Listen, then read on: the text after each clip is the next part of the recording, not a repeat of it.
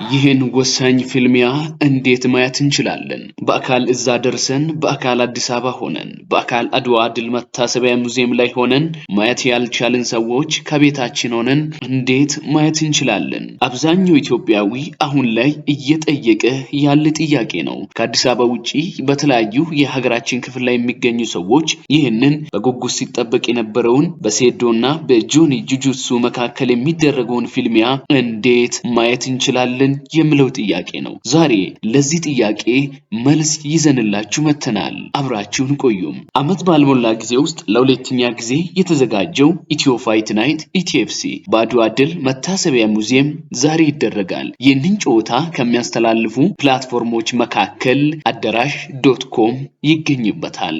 በአዳራሽ.ኮም ሁሉም ሰው ከቤቱ ሆኖ በፈለገ ሰዓትና በፈለገው ጥራት መከታተል ይችላል።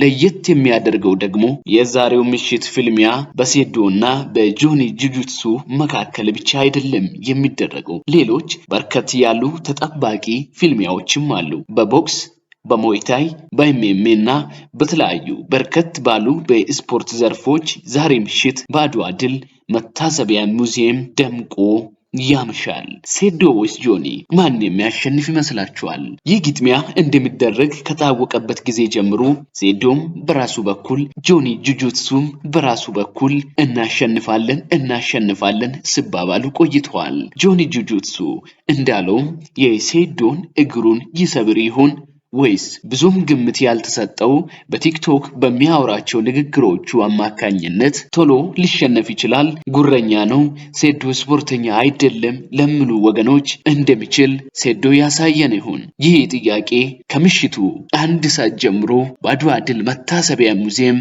የሚለይለት ይሆናል። ደግሞ ውድ ተመልካቾቻችን እንድታውቁ የምንፈልገው በሁለቱ መካከል የሚደረገው ፍልሚያ ሌሎች ስፖርተኞች ሁሉንም አይነት ግጥሚያ ከጨረሱ በኋላ ነው። ያለፈው ወር በንቃተ ህሊናና በጆኒ መካከል የተደረገውን ፍልሚያ አስታውሳችሁ ከሆነ የሁለቱም መጨረሻ ላይ ነበር የተደረገው። እናም ውድ ተመልካቾች በጆኒና በሴዶ ማርሻል አርት መካከል የሚደረገው ይህ ፋይት ከሌሎች ግጥሚያዎች በኋላ ዘግየት ብሎ ስለሚጀምር በትዕግስት እንድትጠብቁ እናሳስባለን። ጨዋታውንም በአዳራሽ.ኮም በአባይ ቲቪ እና በተለያዩ በሶሻል ሚዲያ ፕላትፎርሞች በቀጥታ ከቤታችሁ ሆናችሁ መከታተል ትችላላችሁ። የዛሬው ፍልሚያ በማን አሸናፊነት የሚጠናቀቅ ይመስላችኋል?